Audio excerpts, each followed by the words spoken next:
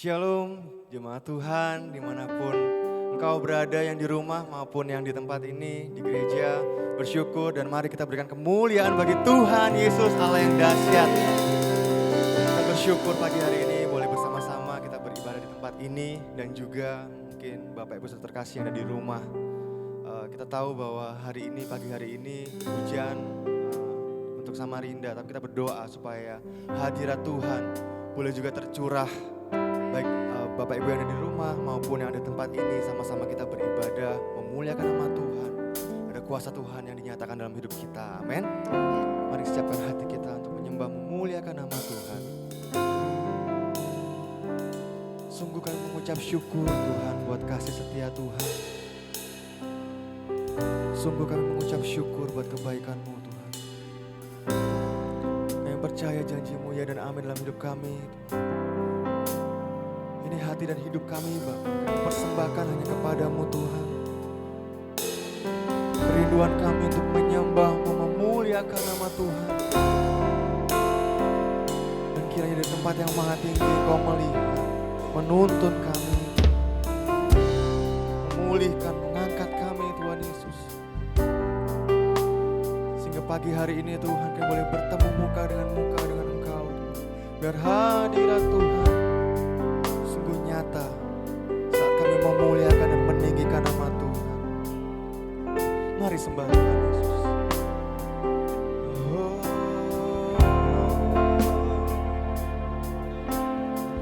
Kami tinggikan Engkau.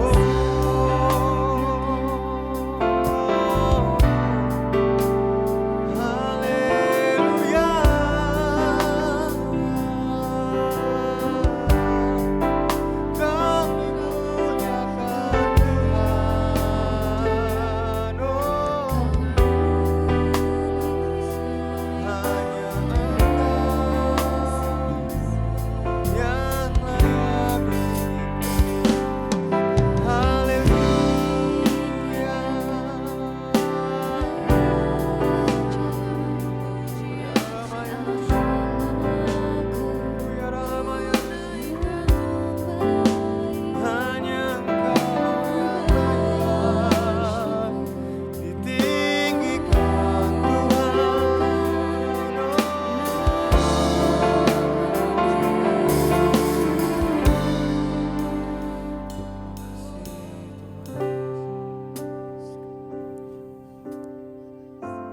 Pagi hari ini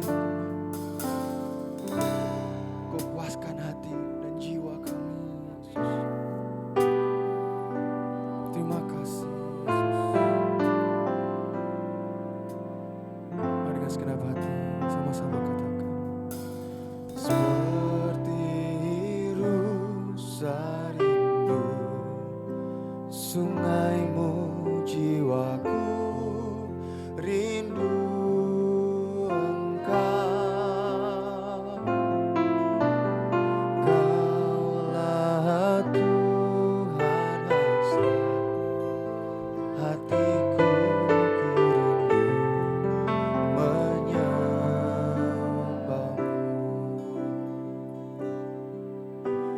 Kaulah kekuatan dan perisaiku, kepadamu rohku berserah.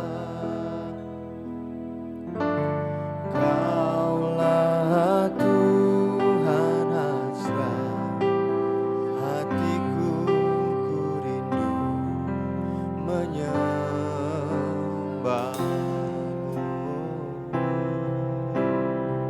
Mari dengan segenap hati jemaat sama-sama katakan, seperti rusa rindu sungaimu, jiwaku rindu Engkau.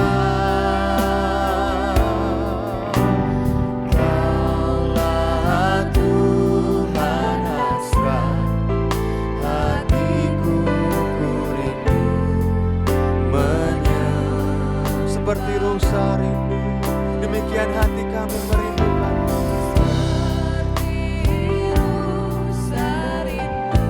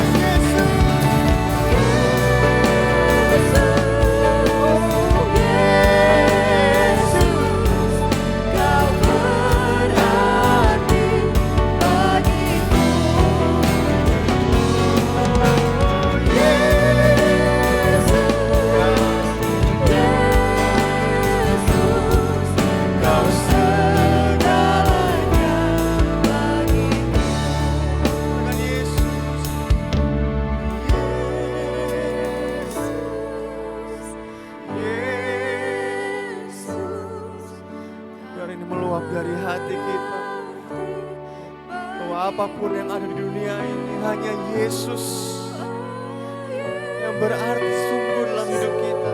Apapun keadaan, panggil namanya Yesus.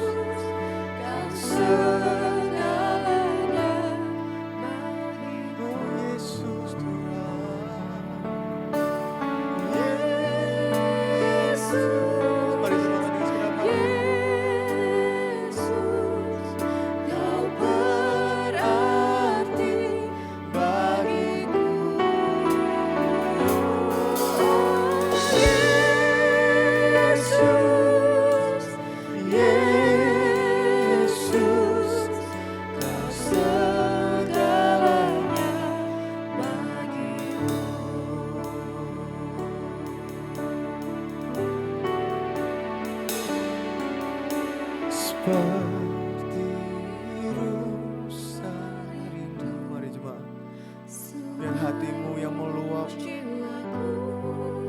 rindu Engkau. Kaulah Tuhan asal hatiku, ku rindu menyembahmu.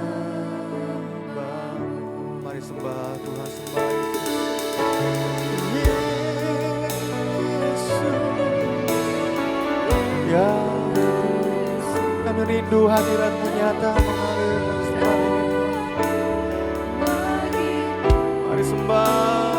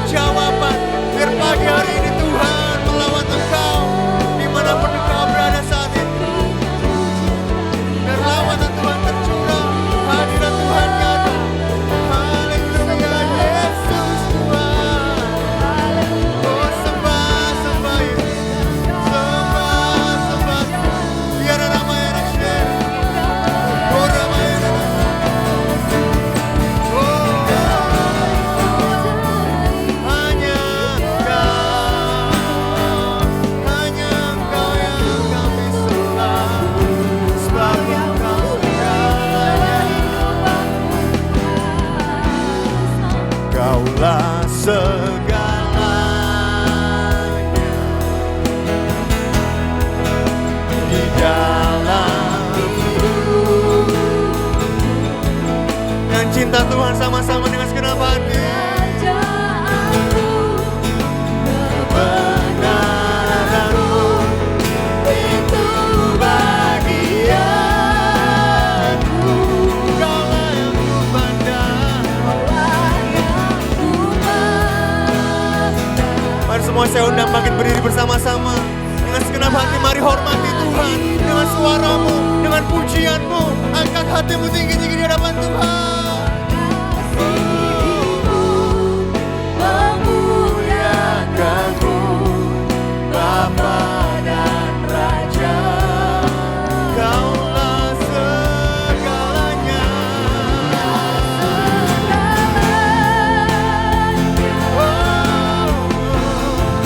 Di dalam hidupku,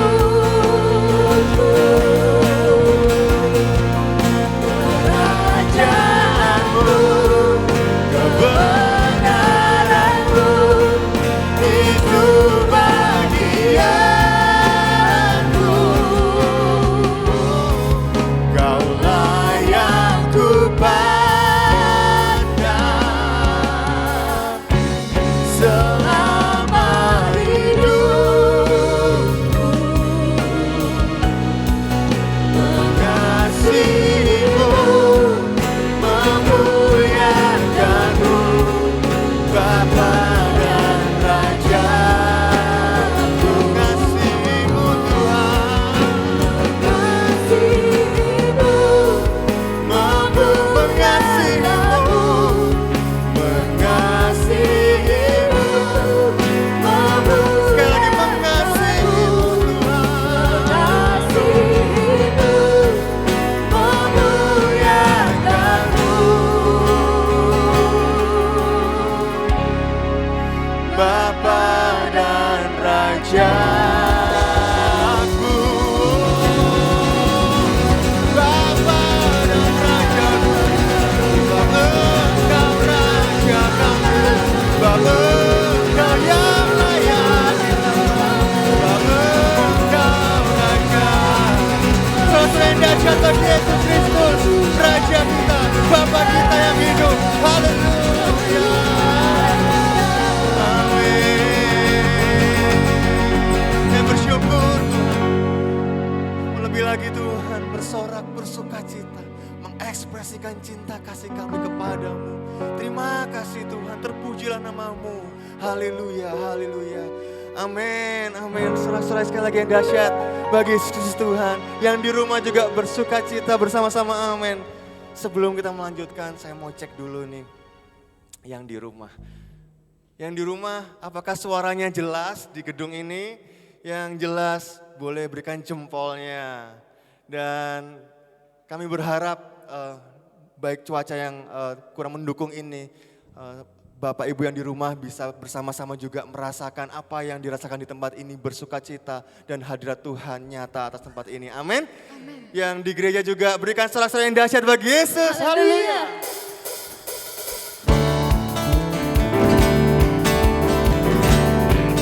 Hari ini harinya Tuhan. Mari bersama-sama kita bersukacita. Amin. Mari bertepuk tangan dengan sukacita. Hari ini harinya Tuhan. Mari kita bersukacita. Oh. Hari ini harinya Tuhan. Mari kita bersukaria, bersuka di dalam Tuhan.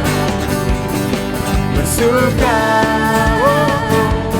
di dalam Tuhan. Sama-sama katakan, hari ini harinya Tuhan. Mari kita bersukaria. Hari ini harinya Tuhan. Mari kita bersukaria, bersuka di dalam Tuhan. Angkat tanganmu tinggi-tinggi. Bersuka di dalam Tuhan. Sekali lagi kita bersuka. Bersuka di dalam Tuhan. Mari bersuka di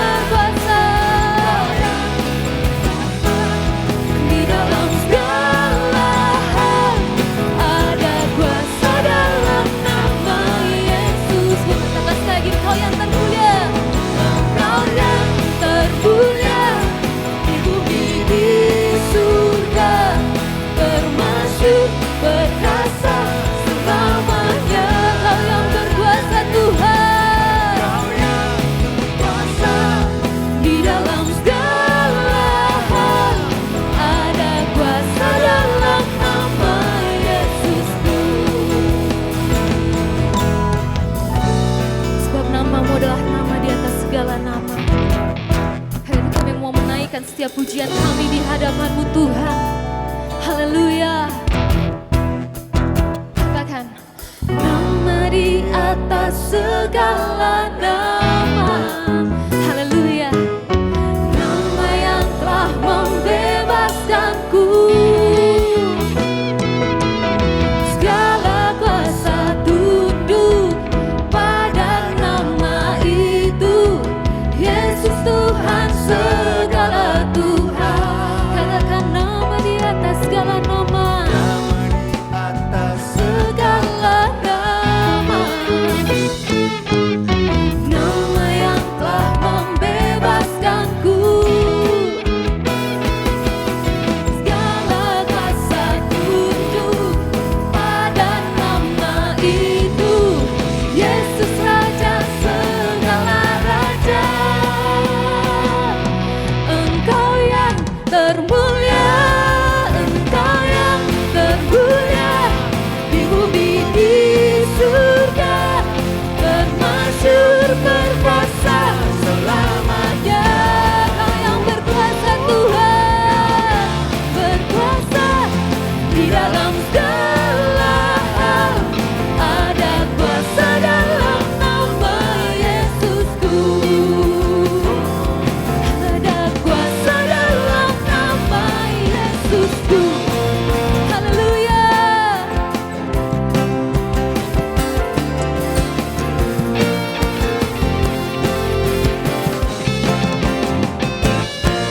Haleluya. Berikan sorak-sorai kemuliaan untuk Tuhan Allah kita.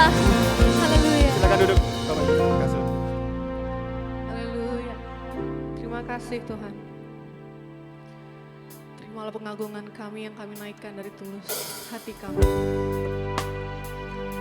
Kami memberikan hati kami pada pagi hari ini Tuhan untuk disirami kebenaran firman-Mu. Lebih dalam lagi kami mau mengenal-Mu Tuhan.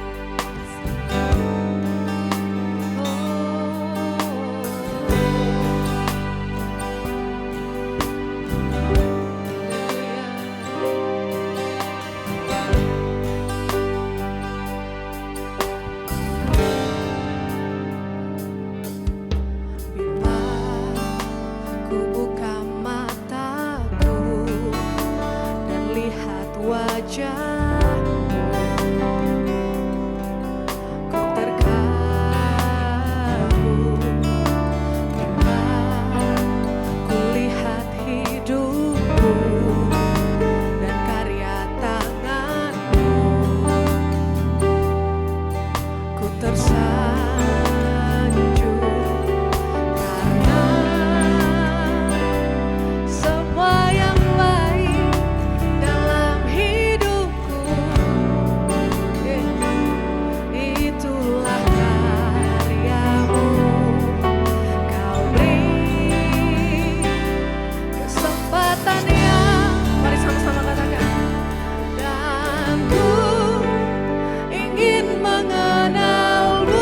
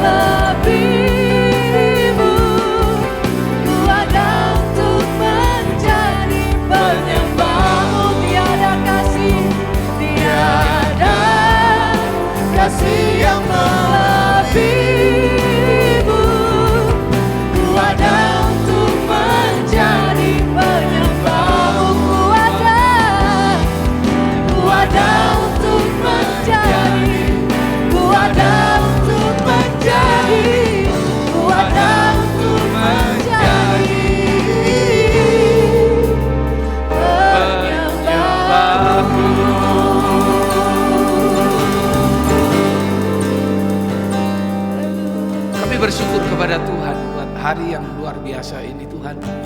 Sekalipun Tuhan suasana di luar sedang hujan, kami berdoa biarlah hujan ini membawa berkat bagi setiap kami. Dan kami berdoa Tuhan saat kami duduk diam mendengarkan firman-Mu, Roh Kudus bekerja. Kami perlu firman Tuhan, kami perlu kuasa Tuhan bekerja atas hidup kami. Bukan saja untuk menuntun langkah-langkah kami, tapi firman-Mu akan membuat kami semakin mengenal siapa Engkau yang sesungguhnya dalam kehidupan kami.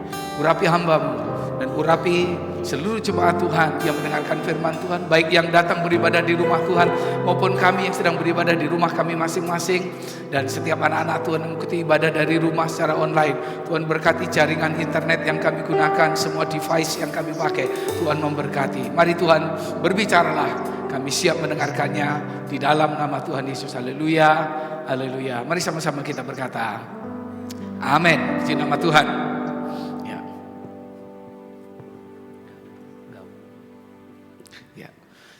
Silakan duduk, tempo muji. Shalom Bapak Ibu yang dikasihi Tuhan.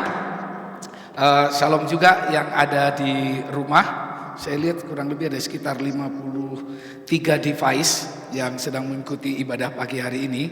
Ya, puji Tuhan. Saya lihat tadi begitu semangat mengikuti. Ya, senang sekali saudara hari ini kita bisa bersama-sama, dan terutama yang di rumah Tuhan. Saya percaya saudara tidak kurang semangat dengan yang di rumah. Tepuk tangan dulu yang meriah yang di rumah Tuhan.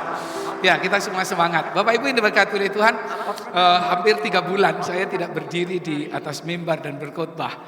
Ya, hampir 3 bulan, dan untuk berdiri kembali perlu menyesuaikan diri.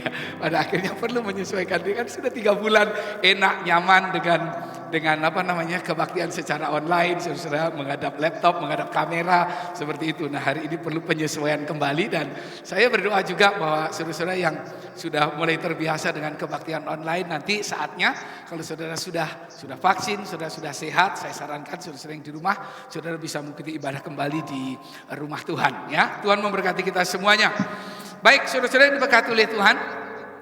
Terima kasih buat doa-doa saudara, buat keluarga kami. Ibu Gembala sudah semakin sehat, semakin baik berkat doa-doa saudara-saudara sekalian. Dan hari ini saya akan menyampaikan firman Tuhan dengan judul khotbah Knowing God, mengenal Allah. Nah, ini tema kita bulan ini adalah bagaimana mengenal Allah. Kenapa tema ini muncul, saudara-saudara? Karena saya sekali lagi saya berpikir bahwa sudah sekian lama, kurang lebih berbulan-bulan saya berbicara kepada kita semuanya bagaimana kita bisa menghadapi pandemi ini, bagaimana kita bisa menghadapi krisis ini, bagaimana kita bisa mengalami kemenangan dan seterusnya. Nah, saya pikir kita perlu maju satu langkah lebih lagi, saudara, yaitu bagaimana bukan sekedar dalam hidup ini kita hanya berpikir menang, bagaimana kita berpikir bisa melewati pencobaan, masalah, tapi lebih dari itu bagaimana kita mengenal Tuhan melalui persoalan kehidupan kita, mengenal Allah lebih lagi. Sebab saya yakin dan percaya orang-orang yang mengenal Tuhan hidupnya pasti berkemenangan. Katakan amin dulu. Kalau orang-orang mengenal Tuhan hidupnya pasti berkemenangan. Mari kita akan lihat dalam 1 Tawarik pasal yang ke-28 ayat yang pertama sampai dengan ayat yang ke-10. Nah, saya minta kepada saudara-saudara yang ada di rumah, saudara-saudara yang di rumah, untuk Bapak Ibu menyiapkan Alkitab saudara masing-masing, karena saya tidak akan berbagi PowerPoint hari ini.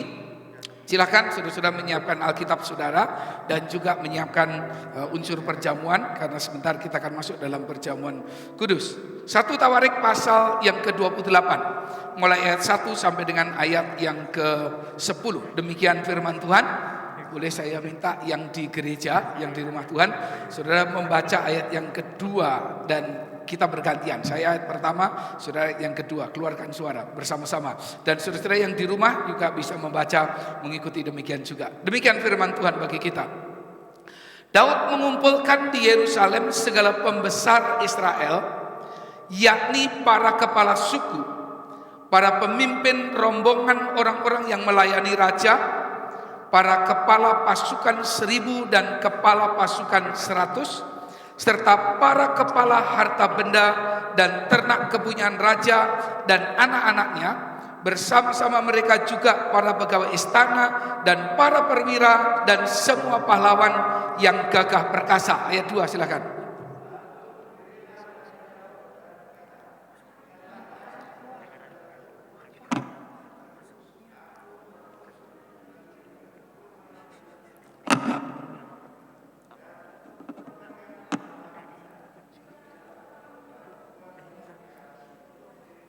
Ayat 3, tetapi Allah telah berfirman kepadaku, engkau tidak akan mendirikan rumah bagi namaku, sebab engkau ini seorang prajurit dan telah menumpahkan darah. Ayat 4.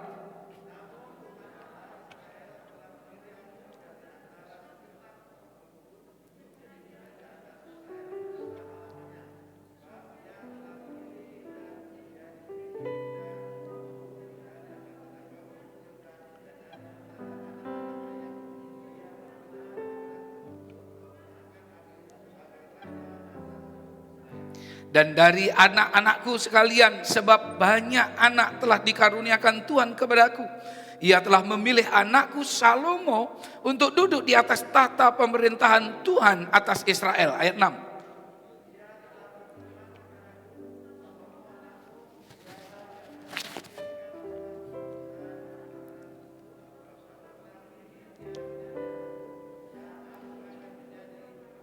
Dan aku akan mengokohkan kerajaannya sampai selama-lamanya, jika ia bertekun melakukan segala perintah dan peraturanku seperti sekarang ini. Ayat 8.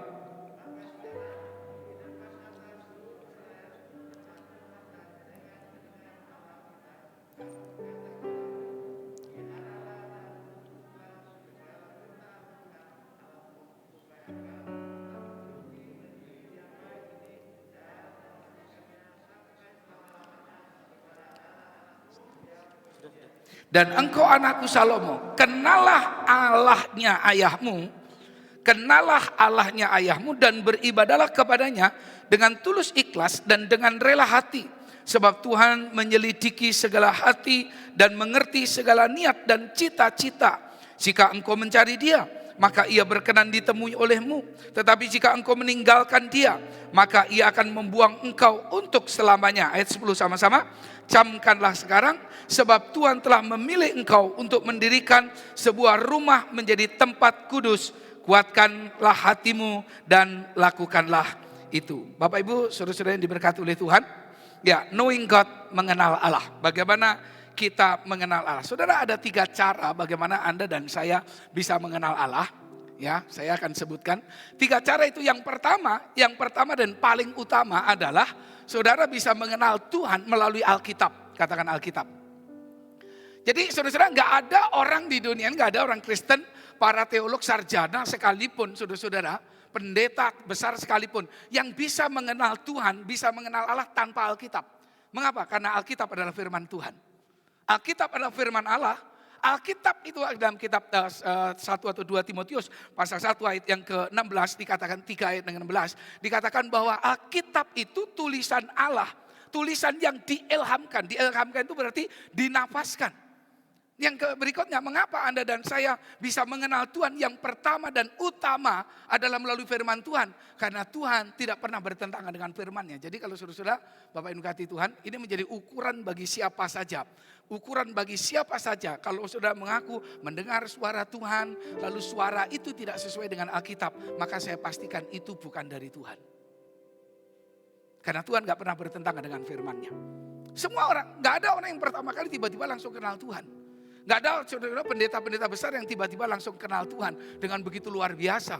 Nah, semua bermula dari Alkitab. Karena itu cara pertama dan utama untuk Anda dan saya, untuk kita orang-orang Kristen dan siapapun untuk mengenal Tuhan adalah yang pertama melalui Alkitab. Yang kedua, saudara-saudara yang berkati Tuhan, yang kedua, cara kedua adalah melalui anaknya. Melalui anaknya Tuhan kita Yesus Kristus. Mengapa demikian? Kalau saudara-saudara bertanya, seperti apakah Allah itu? Yang paling gampang adalah saudara datang kepada Yesus dan lihat Yesus, maka saudara akan melihat Allah. Mengapa demikian? Karena Alkitab berkata dalam Kolose pasal 1, pasal 2 diceritakan seluruh kepenuhan Allah berkenan diam di dalam Dia. Perhatikan ayat itu. Boleh saya aja sudah membaca ayat ini karena barangkali ini ayat ini akan memberikan pemahaman kita tentang siapa Yesus yang sebenarnya. Kolose pasal 1 ayat yang ke-19. Ya. Oke, Kolose 1 ayat yang ke-19. Dalam kitab Perjanjian Baru, sebenarnya ada banyak ayat, saudara-saudara, tapi saya mengajak kita membaca ayat yang ke-19 saja. Demikian firman Tuhan. Ya, demikian firman Allah, ayat yang ke-19.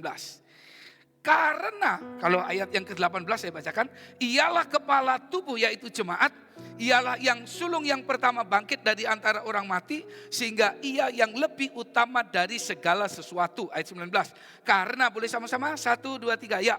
Karena seluruh kepenuhan Allah berkenan diam di dalam Dia.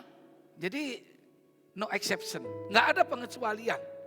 Jadi kalau saudara ingin kenal siapa Allah, saudara nggak bisa lepas untuk mengenal Tuhan, mengenal Yesus.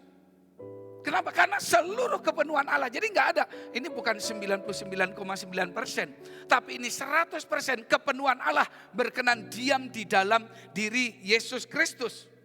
Yang kedua, saudara-saudara, ya, mengapa melalui Yesus kita bisa mengenal Allah sepenuhnya, Bapak Ibu diberkati Tuhan? Karena dalam kitab Ibrani pasal 3 ayat 1 dan seterusnya dikatakan, Dia adalah gambar dan wujud Allah. Yesus adalah gambar dan wujud Allah. Nah, apa maksudnya? Gini, kita berkata Allah itu adalah roh. Roh itu kelihatan nggak? Nggak kelihatan. Jadi kalau saudara ingin mengenal Allah, bagaimana caranya? Kan nggak kelihatan.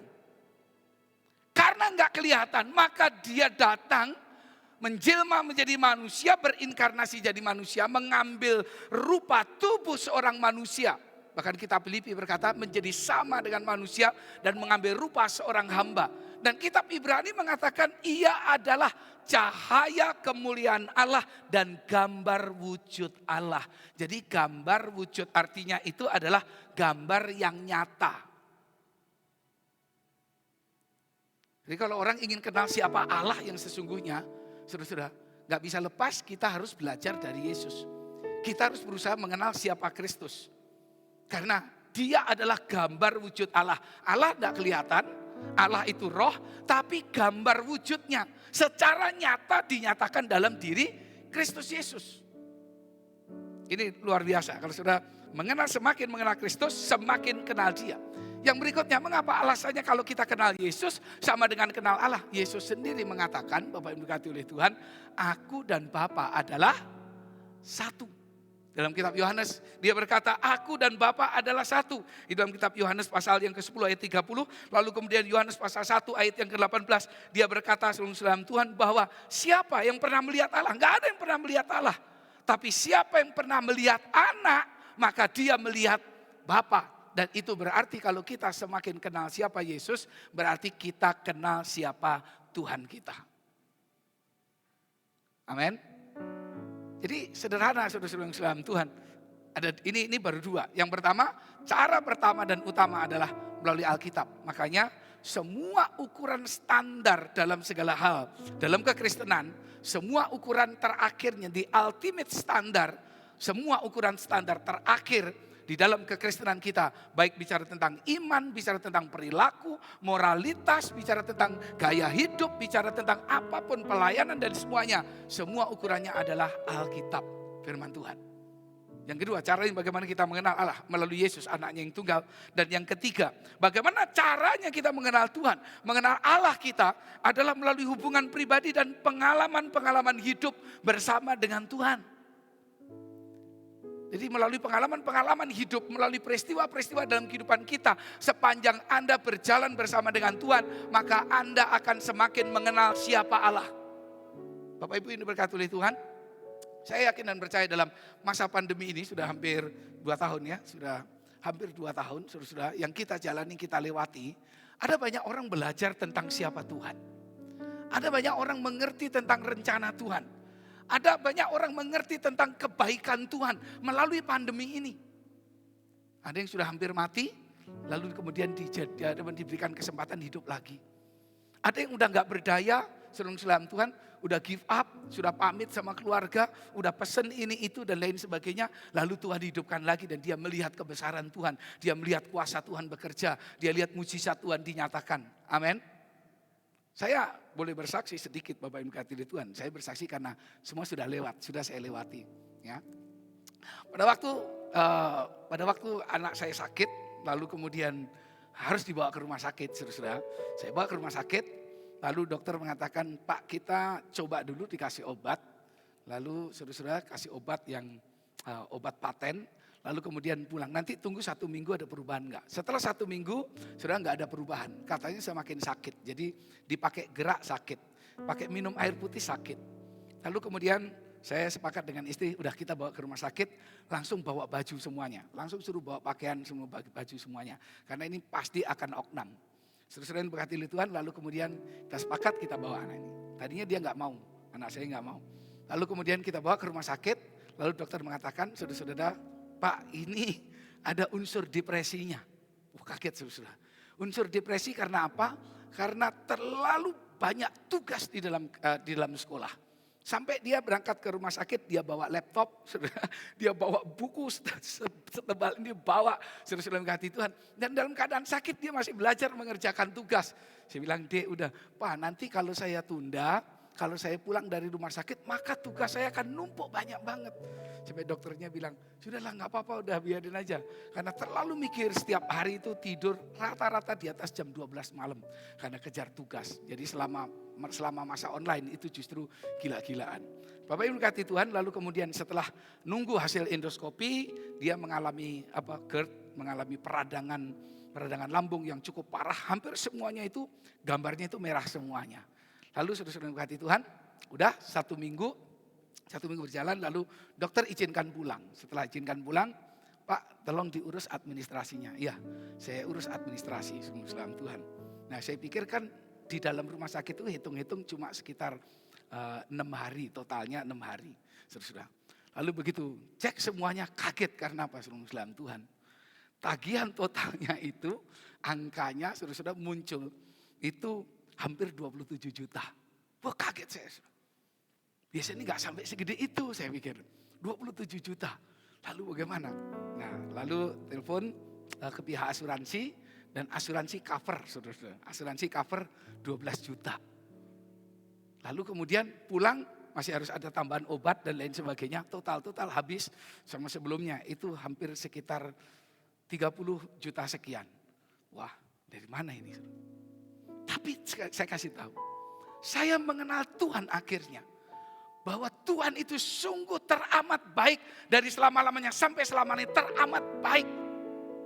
Mengapa saudara Tuhan?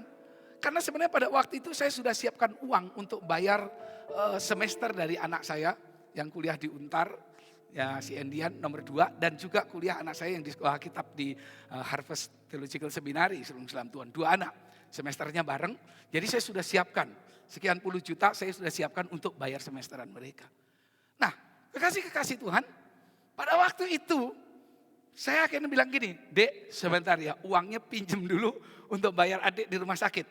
Begitu bayar adik di rumah sakit, dapat kabar Tuhan, anak saya yang nomor 2 yang di Untar dapat beasiswa. Dan beasiswa penuh total semuanya dan uang yang sudah dibayarkan sebelumnya separuh dari pembayaran itu dikembalikan dari pihak sponsor ini.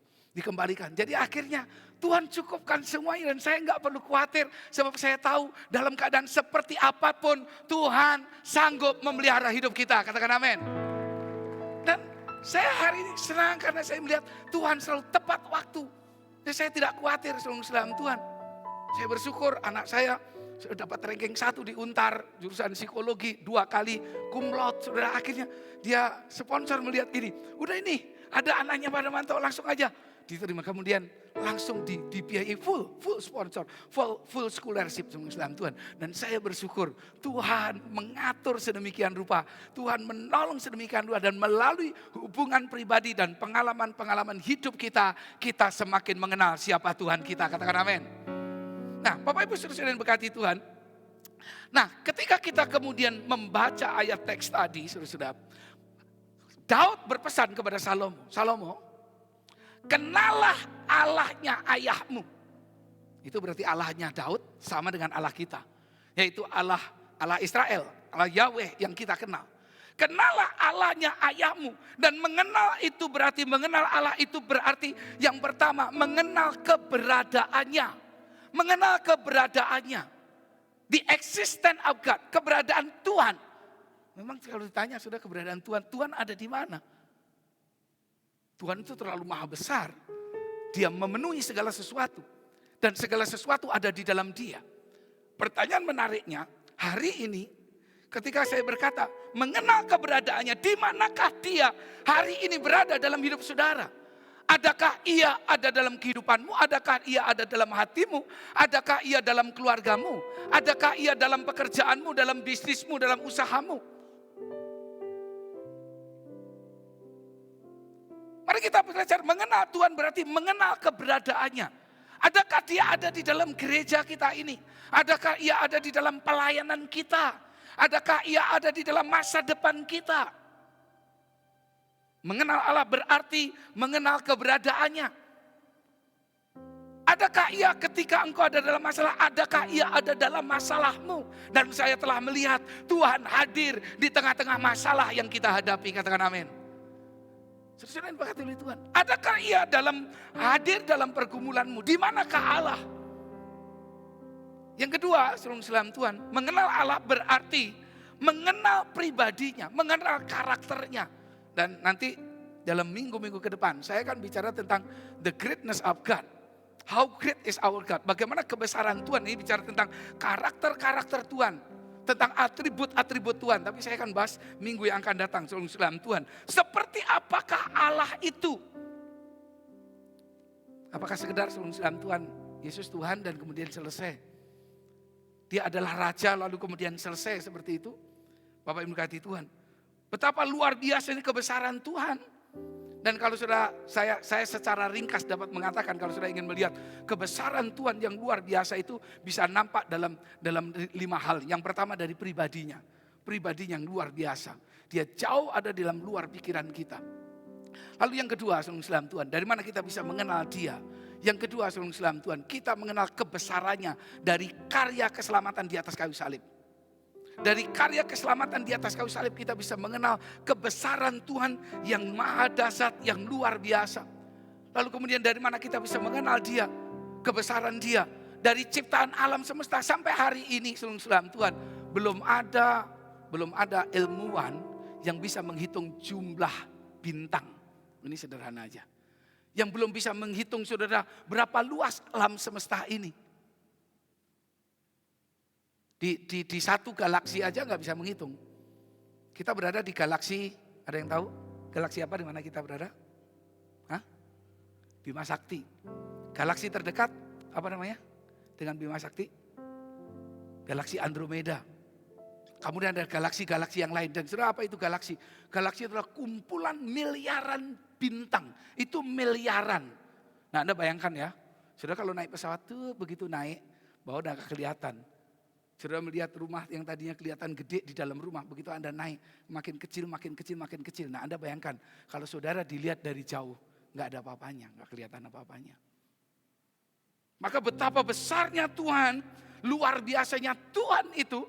Saudara-saudara, lalu dari mana kita bisa melihat kebesaran Tuhan? Kita bisa melihat kebesaran Tuhan itu dari kehidupan gereja, dari kehidupan orang-orang Kristen. Kalau saya melihatnya justru begini, saudara Tuhan. Bukan saja ketika saya melihat ada orang yang mengalami mujizat, pertolongan Tuhan lalu berkata Tuhan itu besar, Tuhan itu ajaib. Tapi juga saya melihat kebesaran Tuhan itu ketika ada orang-orang yang doanya nggak dijawab, tapi tetap setia kepada Tuhan. Itu kebesaran Tuhan yang luar biasa. Ketika saya melihat ada orang-orang yang hidup dalam kesusahan dan dia tetap percaya, dia tetap punya pengharapan akan masa depan di dalam Tuhan. Itulah kebesaran Tuhan yang luar biasa. Saudara, kalau kemudian kita melihat mukjizat terjadi, pertolongan Tuhan terjadi dan kita berkata Tuhan itu ajaib, Tuhan itu besar, itu memang sudah umumnya begitu. Tapi kalau kita melihat dalam Tuhan, orang-orang yang kemudian apa yang diimani dia tidak dapatkan, tapi dia tetap setia sampai akhir hidupnya, itulah kebesaran Tuhan yang luar biasa. Saudara-saudara yang berkati oleh Tuhan, kita mengenal pribadinya, kita kemudian mengenal seluruh Islam Tuhan. Kita bicara tentang pengenalan itu, kita bicara tentang apa? Bicara tentang mengenal pribadinya, lalu kemudian kita bicara tentang mengenal seluruh Islam Tuhan. Yang kedua adalah mengenal keberadaannya, yang kedua kepribadiannya, yang ketiga adalah mengenal kehendak dan rencananya dalam kehidupan kita. Mengenal kehendak dan rencananya dalam kehidupan kita. Ini yang penting, ini yang paling banyak kita cari. So kalau kita gak kenal kehendak Tuhan, gak kenal rencana Tuhan, kita jadi orang-orang yang bingung. Apa yang dia inginkan dalam atas hidup kita? Apa yang dia inginkan dari pelayanan kita? Apa yang dia inginkan saudara-saudara dari keluarga kita? Apa yang diinginkan dari bisnis usaha kita? Apa yang diinginkan dari studi kita? Jadi setiap waktu kita bertanya kepada Tuhan. Tuhan, saya mau mengerjakan ini, apa yang kau inginkan dari itu? Itu berarti saudara mengenal dia. Mengenal dia berarti belajar mengenal kehendaknya, belajar mengenal rencananya. Ngerti maunya Tuhan itu apa sih? Nah, saya ingin kasih tahu Bapak Ibu dikasihi Tuhan. Sebenarnya dia enggak menginginkan apa-apa dalam hidup saudara. Dia hanya ingin hidup saudara dan saya, hidup saudara dan saya, dia hanya ingin hidup saudara dan saya itu setiap hari berubah menjadi seperti Kristus. Berubah menjadi seperti anaknya yang tunggal. Makanya Tuhan izinkan proses demi proses terjadi dalam kehidupan kita. Yang kedua, apa yang dia inginkan? Dia enggak inginkan banyak hal dalam kehidupan kita.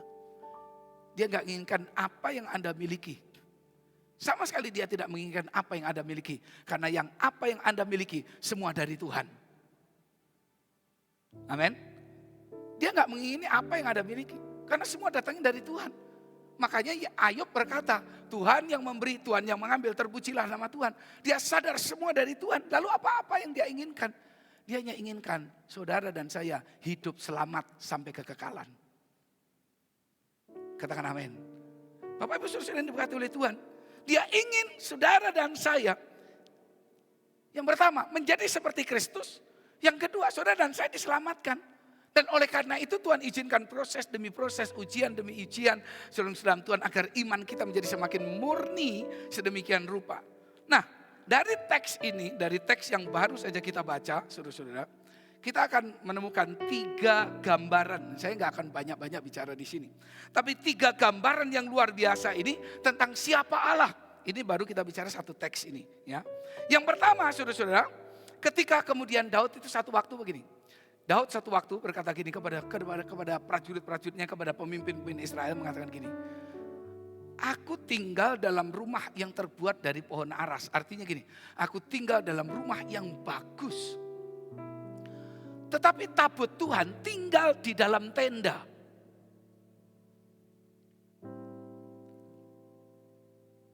Aku tinggal di dalam rumah yang bagus, tetapi tabut Tuhan tinggal di dalam tenda.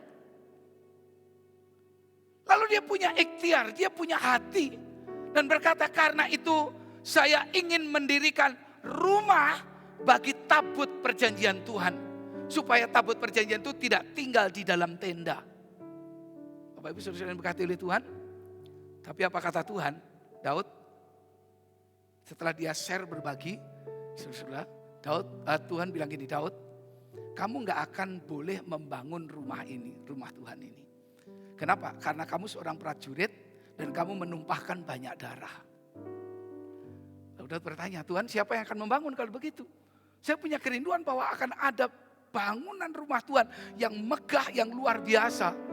Lalu Tuhan menjawab, anakmu. Anakku banyak Tuhan. Siapa? Karena dari istri pertama, istri kedua, ketiga, keempat, dan seterusnya. Ternyata Tuhan pilih anak yang terakhir, yaitu Salomo. Istri yang didapat dari merebut dari istri orang lain, yaitu Uria. Nah, apa yang kita bisa belajar? Yang pertama begini saudara, gambaran tentang Allah di sini. Yang pertama bahwa Allah itu maha sangat, maha besar. Ayat yang kedua, mari kita perhatikan ayat yang kedua. Kembali dalam kitab 1 Tawarik tadi, ayat yang kedua berkata begini, saya bacakan buat saudara. Ayat yang kedua, dikatakan demikian. Lalu berdirilah Raja Daud dan berkata, dengarlah saudara-saudaraku dan bangsaku. Aku bermaksud hendak mendirikan rumah perhentian untuk tabut perjanjian Tuhan dan untuk tumpuan kaki Allah kita. Sudah tahu ungkapan Daud ini sebenarnya tersembunyi. Ada satu pesan, jangan salah loh. Saya tidak membangun rumah bagi Tuhan. Saya tidak membangun rumah supaya Tuhan tinggal di dalam bait suci itu. Saya enggak membangun bait suci supaya Tuhan itu ada di dalam bait suci, tinggal di situ, enggak. Daud berkata untuk perhentian tabut perjanjian dan untuk tumpuan kaki Allah kita. Tumpuan kaki Allah kita, saudara Tuhan. Artinya apa? Daud mengakui nggak mungkin rumah dibangun, bait suci sebesar apapun dibangun, saudara Tuhan. Lalu Tuhan bisa muat ada di situ. Daud menyadari karena itu dia hanya berkata, ini hanya tumpuan kaki Tuhan. Luar biasa. Ini hanya tumpuan kaki Tuhan. Tuhan itu terlalu luar biasa dalam berbagai pernyataannya. Daud mengatakan bahwa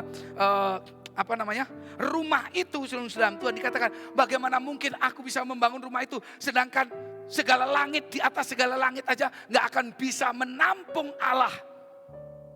Dikatakan saudara Tuhan, ya, di dalam kitab 2 Tawarik pasal 2 ayat 5 sampai dengan yang ke-6. Nanti ada beberapa juga di dalam ayat yang lain dikutip dalam 1 Raja-Raja pasal 8 ayat 26 sampai 28 dan juga dalam kitab Yesaya dan lain sebagainya. Dikatakan begini, Salomo mengatakan begini, tetapi siapa aku? Bagaimana aku bisa mampu membangun sedang bait suci ini? Karena segala langit aja gak akan mampu menampung Allah. Dan dikatakan bait suci hanya tempat membakar korban. Kalau Daud mengatakan bait suci itu hanya tumpuan kakinya. Jadi saudara diperhatikan, Allah itu gak tinggal di dalam bait suci, bait suci gak akan muat. Hanya tumpuan kakinya. Lalu Salomo mengatakan bait suci itu hanya tempat membakar korban. Lalu kemudian dikatakan lain, saudara, di dalam 1 Raja-Raja, saudara, benarkah Allah hendak tinggal diam di bumi? Salomo berkata, benarkah Allah akan tinggal di bumi? Mana muat? Nggak akan muat. Apalagi bait suci, kata Salomo, itu hanya tempat untuk memberikan korban. Jadi kalau kita undang Tuhan, engkau hadir di bait sucinya, itu hanya sebagian kecil dari keberadaan, dari eksistensi Tuhan yang sesungguhnya. Karena Allah itu maha luar biasa, maha besar, maha tidak menampung seluruh Tuhan. Jadi kalau seandainya hari ini kita mendapat kebenaran, Tuhan ada di dalam hati kita, berarti hati saudara itu luar biasa. Amin. Bait suci yang besar aja gak nampung. Segala langit aja gak nampung. Tapi Tuhan berkenan diam di dalam hati saudara, itu luar biasa. Yang kedua, saudara-saudara, di bagian ayat yang ketiga, saya kembali lagi dari ayat yang ketiga. Yang kita belajar tentang siapa Tuhan. Yang pertama, Tuhan itu luar biasa besarnya. Yang kedua, saudara Tuhan, ayat yang ketiga. Tetapi Allah telah berfirman kepadaku, engkau tidak akan mendirikan rumah bagi namaku, sebab engkau ini seorang prajurit dan telah menumpahkan darah. Bahkan sekali lagi Tuhan gak bilang itu rumah bagiku, enggak. Tuhan bilang rumah bagi namaku, hanya namanya saja seluruh Islam Tuhan. Dan Tuhan berkata, engkau tidak akan mendirikan rumah ini sebab engkau ini seorang prajurit dan telah menumpahkan darah. Yang kita bisa belajar seluruh Islam Tuhan tentang Allah. Allah itu maha kudus, terlalu suci, terlalu mulia. Sehingga untuk membangun tumpuan kakinya, Tuhan tidak berkenan dibangun oleh seorang penumpah darah. Memang dalam kitab Kisah Para Rasul dikatakan, aku telah mendapat Daud bin Isai, seorang yang berkenan di hatiku. Tapi dalam perkara ini, dalam hal yang satu ini, Tuhan tidak berkenan kepada Daud. Karena Daud seorang prajurit yang telah banyak menumpahkan darah. Dan untuk membangun rumah Tuhan, untuk membangun tumpuan kakinya, tempat di mana tabut perjanjian ditaruh, tempat di mana korban disembelih di situ, Tuhan tidak berkenan didirikan oleh seorang yang penumpah darah. Artinya apa, saudara Tuhan? Pada waktu itu, Daud akhirnya memilih semua orang yang tidak bercacat celah. Semua barang-barang pun harus semuanya kudus. Semuanya harus suci, semuanya harus sempurna. Yang the best, yang terbaik semuanya. Itu artinya bahwa kita melihat Allah itu terlalu maha suci. Allah terlalu maha kudus. Allah terlalu maha mulia. Sehingga tidak sembarangan orang bisa melayani Tuhan.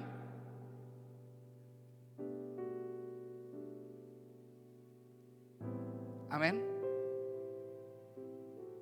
Kadang-kadang kita ini sangat pede sekali, sudah. Saya tahu karena itu adalah kemurahan Tuhan atas hidup kita. Karena darah Yesus yang menguduskan kita. Kalau Tuhan gak berkenan, gak bakalan jadi. Seandainya Daud mengatakan, Tuhan, Kan saya yang punya mimpi. Kan saya yang punya hati. Saya sudah siapkan semua. Itu Salomo nggak nyiapin apa-apa. Itu dari apa namanya? Bahan-bahannya, ukuran-ukurannya, sampai pegawai-pegawainya, para tukang-tukangnya, semua disiapkan oleh Daud. Daud bisa saja berkata, Tuhan, enggak lah, biarin saya Tuhan yang bangun. Enggak, saudara Tuhan, kalau Tuhan enggak berkenan, enggak bakalan bisa. Amin. Ini kalau Tuhan enggak berkenan, rumah Tuhan segede ini enggak bakalan berdiri, saudara-saudara. Katakan yes. Amin. Kalau Tuhan enggak berkenan, ada sesuatu yang enggak benar, ada disingkirkan oleh Tuhan, disingkirkan. Enggak mau sama dia. Tuhan bilang, saya enggak mau sama dia, saya enggak mau sama dia, saya enggak mau. Tuhan singkirkan dengan caranya. Tuhan bilang, enggak, saya enggak mau Daud kamu. Kamu ada cacat yang parah Daud. Biarkan anakmu. Tuhan terlalu maha suci, terlalu maha kudus. Habakuk mengatakan begini, Nabi Habakuk mengatakan ini, matamu terlalu suci untuk melihat kejahatan, dan engkau terlalu suci untuk sudah dapat memandang kelaliman. Matamu terlalu suci untuk melihat kejahatan, dan engkau terlalu suci untuk melihat kelaliman. Kan itu Tuhan mau, siapa yang boleh berkenan melayani dia? Siapa yang boleh berkenan membangun rumah itu, saudara Tuhan, mendirikan bait itu, adalah orang yang benar-benar berkenan di hati Tuhan. Mari pelayan-pelayan Tuhan, saya ajak kita semuanya. Saya pesankan kepada kita, kejar perkenanan Tuhan di atas segala-galanya. Katakan amin. Kejar perkenanan Tuhan di atas segala-galanya. Saudara-saudara. Yang ketiga, apa yang kita bisa belajar dari teks ini, ayat yang kelima dan ayat yang keempat. Kembali saya bacakan buat saudara. Ayat yang kelima dan ayat yang keempat, 5 dan 6, sorry. 1 Tawarik 28, ayat 5 dan ayat yang ke-6. Dan dari anak-anakku sekalian, sebab banyak anak telah dikaruniakan Tuhan kepadaku. Ia telah memilih anakku Salomo untuk duduk di atas tahta pemerintahan Tuhan atas Israel. Perhatikan. Ia telah berfirman kepadaku, Salomo anakmu, dialah yang akan mendirikan rumahku dan pelataranku, sebab aku telah memilih dia menjadi anakku dan aku akan menjadi bapaknya. Siapa Salomo? Tadi saya katakan di awal, anaknya Daud banyak. Mestinya kalau mau dipilih kan mestinya diambil dari permaisuri. Istri utama. Anak pertama, dalam Tuhan, yang laki-laki, mestinya harusnya begitu. Tetapi Tuhan tidak. Justru Tuhan memilih seorang yang bernama Salomo, anak yang paling muda, yang bernama Salomo, yang hasil dalam Tuhan. Anak ini adalah hasil dari sebuah perkawinan yang bermasalah. Hasil dari sebuah perkawinan yang tidak dikehendaki oleh Tuhan sebenarnya. Tapi kenapa justru Allah memilih dia? Kenapa Tuhan tidak memilih Absalom? Tuhan tidak memilih yang lain, yang Daud dalam perkawinannya tidak bermasalah. Yang mungkin dalam perkawinan tidak ada cacat celah, tapi ini adalah sebuah perkawinan yang cacat, perkawinan yang ada celahnya, saudara, yang membuat aib. Dan ini bicara tentang apa? Oh, tadi saya katakan Allah itu terlalu besar, maha besar, luar biasa, sehingga Daud menyebutnya rumah ini cuma untuk tumpuan kaki Tuhan. Yang kedua, Allah itu terlalu maha suci, maha mulia, maha kudus, sehingga enggak sembarang orang bisa melayani dia. Yang ketiga, ketika dia memilih Salomo, ternyata Allah kita adalah Allah yang penuh dengan kasih karunia. Katakan amin. Allah yang penuh dengan kasih karunia. Ini yang luar biasa. Makanya Daud berpesan kepada Salomo, Salomo anakku dengarkan. Kenalah Allah ayahmu. Kenalah dia, kenalah Allah ayahmu. Allah yang maha besar, Allah yang maha suci, maha kudus. Dan dia juga adalah Allah yang penuh dengan kasih karunia. Dan saudara, bait suci itu bukan menjadi tempat tinggal Allah, tetapi menjadi tempat di mana kasih karunia Allah dicurahkan. Kenapa? Karena di situ ada pendamaian. Umat Tuhan datang ke rumah Tuhan, membawa persembahan, dipersembahkan menjadi korban persembahan, korban pendamaian, lalu di situ kasih karunia Allah dicurahkan. Orang Israel diampuni, minimal setahun sekali dalam Tuhan ada perayaan besar. Jadi itu bukan Tuhan tinggal di rumah itu, tapi menjadi rumah di mana Allah mencurahkan kasih karunia. Umat Israel diampuni. Kalau ada orang yang berdosa, saudara ingat beberapa kali Tuhan menyembuhkan, Tuhan Yesus menyembuhkan, ada orang yang sakit kusta, ada orang yang buta, ada orang yang bisu, disembuhkan. Dan beberapa kali Tuhan bilang gini, kamu jangan cerita kemana-mana, kamu pergi ke bait suci, pergi ke sinagog, pergi ke rumah Tuhan, lalu kemudian tunjukkan dirimu kepada imam. Tuhan beberapa kali mengatakan, udah kamu jangan dulu kemana-mana, kamu pergi ke sana, tunjukkan dirimu kepada imam. Di mana? Ya imam adanya di bait suci. Kamu pergi kepada imam, tunjukkan di mana? Adanya di sinagog, tempat rumah ibadah. Saudara, nah itu menunjukkan bahwa rumah Tuhan itu dibangun bukan untuk Tuhan tinggal di situ, tapi adalah tempat di mana Allah mencurahkan kasih karunia. Pemazmur berkata, Allah itu baik dan sungguh suka mengampuni dan berlimpah kasih setianya. Mazmur 86 ayat yang kelima. Allah itu sungguh amat baik, dia suka mengampuni. Makanya dalam Tuhan, gereja ini harus menjadi gereja yang penuh dengan kasih karunia. Katakan amin. Saudara yang berkati Tuhan, Yunus, satu saat Yunus menjadi marah. Gara-gara apa? Dia udah berkhotbah capek-capek, udah melayani capek-capek, kepanasan, saudara-saudara, marah-marah sama Tuhan. Ujung-ujungnya orang Niniwe diampuni oleh Tuhan. Ujung-ujungnya, ini siapa namanya, Yunus udah teriak nih, kamu gak bertobat, 40 hari lagi semua ditunggang balikkan oleh Tuhan. Kamu akan dihukum, pokoknya akan diporak-porak, akan dihukum habis. Dia berkhotbah, bernubuat. Lalu ternyata Tuhan gak jadi melaksanakan. Barangkali mungkin dia kesel. Tapi yang menjadi pernyataan menarik adalah Yunus berkata begini, saudara. Yunus berkata begini, Tuhan, bukankah sudah aku tahu,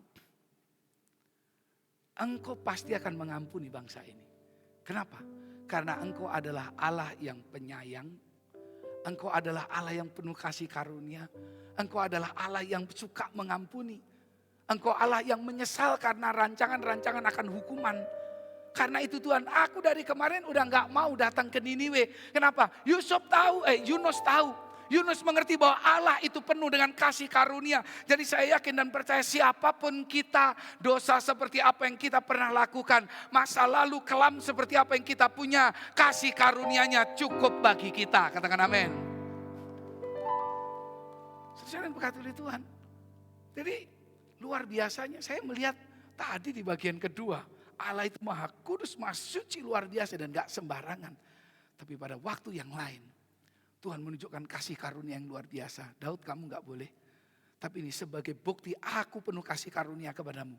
Kupilih anakmu yang di mata manusia itu mungkin cacat. Di mata manusia itu mungkin gak berkenan. Di mata manusia ada catatan, ada track record yang gak baik.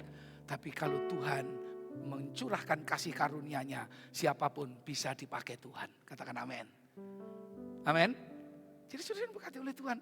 Hari ini kita mengenal Allah yang begitu luar biasa, Allah yang begitu dahsyat. Kebesarannya gak terhingga, kesuciannya gak bisa disentuh oleh apapun.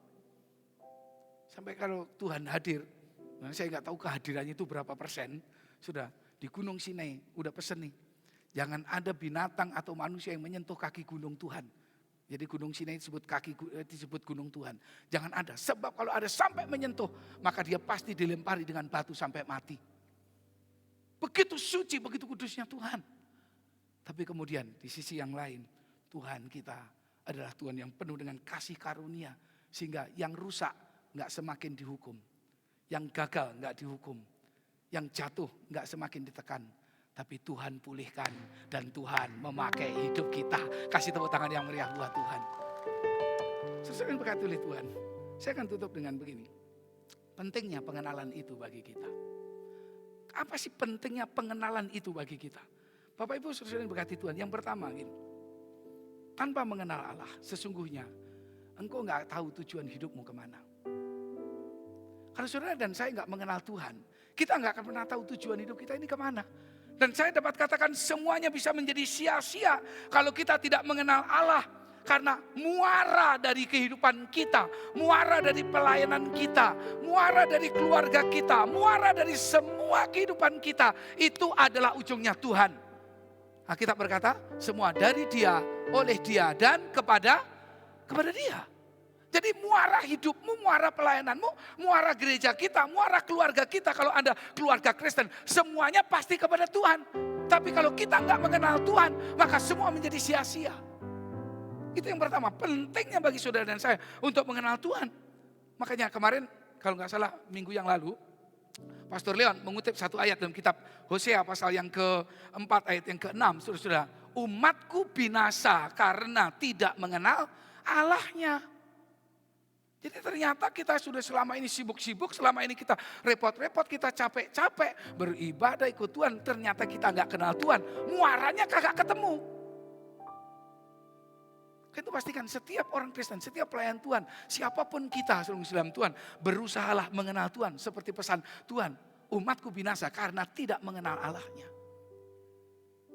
Penting, itu yang pertama. Yang kedua, apa pentingnya Anda dan saya semakin mengenal Dia? Pengenalan itu menjadi sangat penting karena mendatangkan keistimewaan. Katakan keistimewaan. Saya akan jelaskan dengan satu peristiwa. Satu saat saya ditelepon oleh jemaat Tuhan, Pak, dia nangis-nangis. Kenapa? Motor saya dicuri orang. Waduh, motor dicuri orang. Baru saya taruh di depan rumah, saya masuk, saya ngambil sesuatu, saya balik lagi. Udah gak ada motornya. Ini kayaknya peran baru kehilangan motor ya. Sudah. Lalu kemudian telepon saya.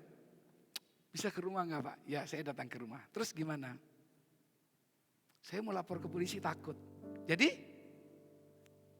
ya udah lapor aja. Saudara yang berkati oleh Tuhan, lalu kebetulan saya ada tetangga saya waktu itu, seorang polisi senior di Polsek itu, lalu kemudian saya telepon, Pak, ada berita kehilangan. Apa itu? Motor jemaat hilang. Terus, ya sudah ke Polsek mau laporan. Sudah tahu nggak? Saya sampai di Polsek, tempat itu beberapa waktu yang lalu, masuk saudara-saudara. Ya Pak, ya. Mau lapor apa? Kehilangan apa motor? Dicuekin susah. Ada polisi-polisi masih junior. Dicuekin, ada 3 orang di situ, cuek aja. Kita datang cuekin aja. Pak, mau lapor nih kehilangan. Oh iya, gitu. Tapi nggak ditanya apa-apa, dicuekin, diem aja. Udah, saya diem aja, Islam Tuhan. Nah, lalu nggak berapa lama, muncul dari dalam ruangan Pak polisi yang senior ini, Islam Tuhan. Dia langsung bilang gini, Om, katanya gitu. Ada apa Om kesini? Katanya. Nah, saya katakan, ini Pak, saya mau lapor tadi yang saya telepon. Oh iya, saudara tahu nggak? Tiba-tiba ini, si junior ini langsung sikapnya, saudara. Tolong Pak ini, siap dan, langsung sikapnya, langsung nanya. Dan setelah itu, saudara, si pemilik motor diajak ke ruang interogasi, tanya kan, dibikin BAP, saudara. Nah saya di luar, Om kenapa di luar? Kan lagi BAP di dalam. Udah Om masuk aja, saya dituntun masuk saudara. Saya duduk, suruh nemenin di situ, saudara. Saya suruh duduk di situ dan ini waktu itu yang BAP itu kalau nggak salah Kanit Sersennya. Kanit Sersennya nggak bisa apa-apa, saya masuk, ya udah Om duduk, ikut panggil saya Om. Duduk, saya duduk di situ sampai selesai Islam Tuhan. Nah, apa artinya gini? Kalau Anda dan saya kenal Tuhan, pasti ada keistimewaan, katakan amin. Ada keistimewaan. Kalau saudara dan saya kenal Tuhan, barangkali begini, saudara bergumul, saudara berdoa, bergumul dalam doa. Lalu Tuhan perintahkan malaikat, tolong jawab doa orang itu. Saudara begitu lihat, ini siapa sih? Tidak dikenal Tuhan. Tapi begitu lihat Islam Tuhan, ini siapa? Oh ini jemaat yang saya kenal. Oh ini jemaat yang setia, ini pelayan Tuhan yang setia. Saudara, semua yang namanya kenal itu pasti membawa keistimewaan. Yang setuju katakan amin. Saudara kalau nggak percaya begini, adakah orang yang saudara baru kenal, datang ke rumah saudara langsung bilang gini, Bu, kalau Pak atau siapa, Mas atau Bang, kamu kalau haus ambil aja sendiri di kulkas, ada? Nggak ada. Kamu kalau ini haus mau makan, ambil aja di kulkas, masuk aja ke kamar, buka aja sendiri pintunya, nggak ada. Tapi kalau saudara lihat ada orang yang Anda kenal, sudah kenal baik, sudah seperti keluarga, walaupun mungkin bukan family, bukan keluarga, tapi sudah kenal banget sama Islam Tuhan. Udah masuk sendiri sama Islam Tuhan, haus buka kulkas sendiri. pengenalan itu pasti membawa keistimewaan dalam hidup kita. Katakan amin. Yang kedua, pengenalan itu akan membawa keselamatan. Beberapa waktu yang lalu, anak saya cerita kepada saya. Waktu gurunya itu dari Jogja, datang ke Jakarta itu kaget. Kenapa kaget, saudara-saudara? Jadi kaget karena biasanya kalau bertamu di rumah orang, ini dulu orang Jawa itu kalau ada orang datang bertamu dulu, itu nggak boleh ditanya, Bapak siapa? Nggak boleh. Pasti disuruh silahkan masuk dulu. Silahkan masuk. Baru duduk, baru ditanya, Bapak siapa, dari mana? Itu dulu. Sekarang saudara-saudara, ada nggak kira-kira? Orang datang, lalu kemudian sudah nggak ditanya, oh ya silakan masuk. Baru tanya Bapak siapa? Jarang. Kenapa? Dunianya berubah. Sekarang nggak aman, saudara-saudara. Biasanya kalau orang ini ketok pintu atau apa, atau pencet bel, kita tanya dulu siapa ya? Mau ada perlu apa? Nyari siapa? Wah kalau dulu diomelin sama orang tua dulu. Tapi sekarang nggak bisa lagi. Kecuali saudara dan saya kenal orang itu. Kecuali kita kenal orang itu, begitu ketok pintu, pencet bel, akhirnya berkata, oh kamu, ya silakan masuk. Oh bapak, silakan masuk pak. Oh ibu, silakan masuk bu. Pasti aman. Dan saya percaya pengenalanmu kepada Tuhan akan membawa hidupmu diselamatkan. Katakan amin. Sesuai yang berkati oleh Tuhan. Yang terakhir, tanpa pengenalan Allah, hidup kita gak bisa benar. Kenapa? Karena sumber kebenaran adalah Allah. Sumber kebenaran adalah Allah. Saudara mau belajar dari mana tentang kebenaran? Hanya Allah. Karena itu dalam Tuhan, saya akan closing dengan mengajak kita membaca dalam Kisah Para Rasul pasal yang ke-17. Kisah Para Rasul pasal yang ke-17 ayat 22 sampai dengan ayat yang ke-25. Kisah Para Rasul pasal yang ke-17 ayat 22 sampai 25. Saya akan bacakan buat saudara. Demikian firman Tuhan. Paulus pergi berdiri di atas Areopagus dan berkata, hai orang-orang Athena, aku lihat bahwa dalam segala hal kamu sangat beribadah kepada dewa-dewa.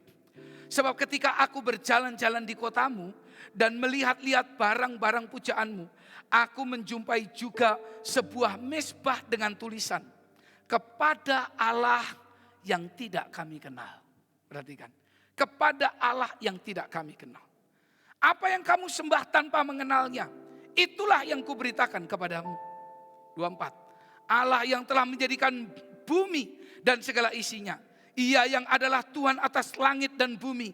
Tidak diam dalam kuil-kuil buatan tangan manusia. Dan juga tidak dilayani oleh tangan manusia.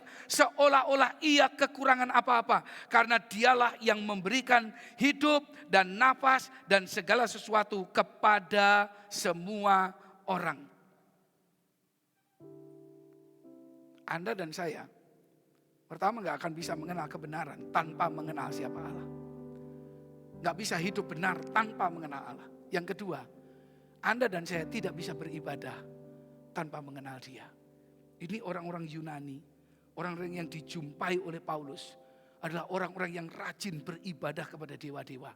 Dan salah satunya ditujukan kepada Allah yang tidak kami kenal.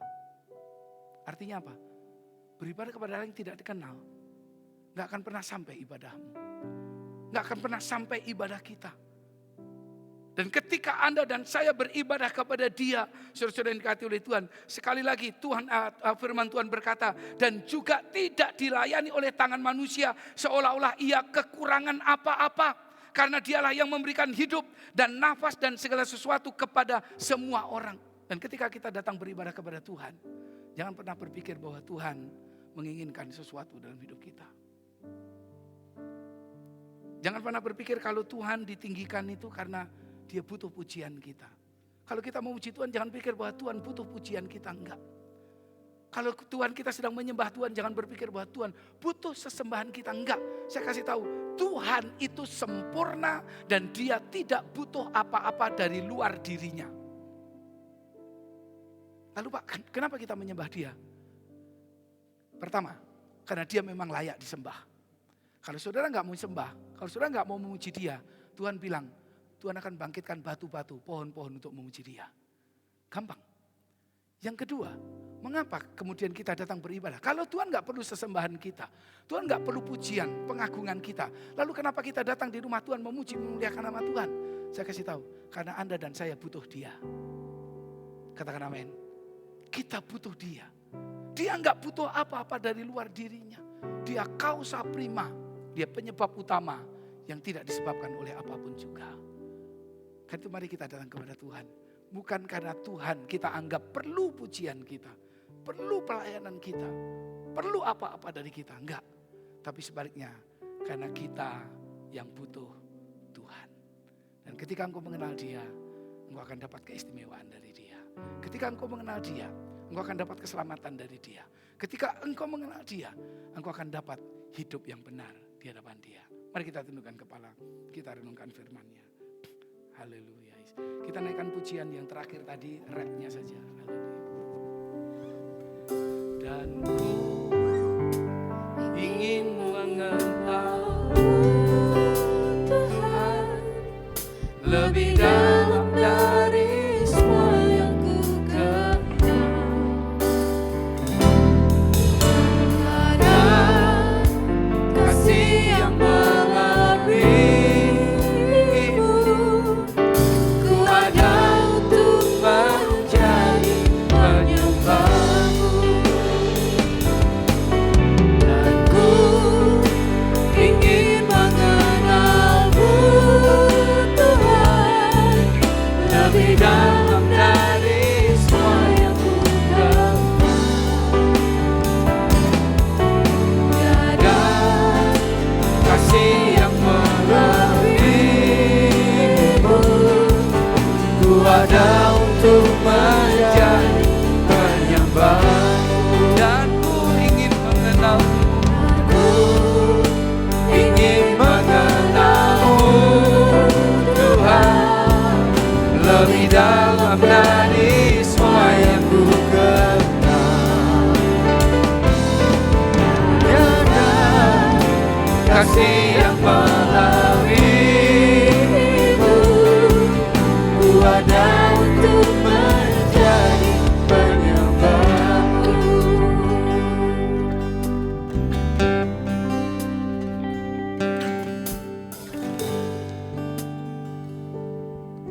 Seberapa jauh kita mengenal Tuhan? Mengenal Tuhan berarti mengenal keberadaannya. Pertanyaannya hari ini adalah, adakah Ia ada dalam hatimu hari ini? Adakah Ia di dalam keluargamu, dalam rumah tanggamu? Apakah Dia ada berada di dalam usaha, bisnis, pekerjaan, sekolah, kuliah? Apakah Dia ada di dalam rencana-rencanamu? Sadarkah bahwa Ia juga ada di dalam pergumulanmu? Dia ada di dalam masalahmu hari ini. Kan itu orang-orang yang mengenal Dia, dia gak akan takut dengan apapun yang terjadi dalam hidupnya.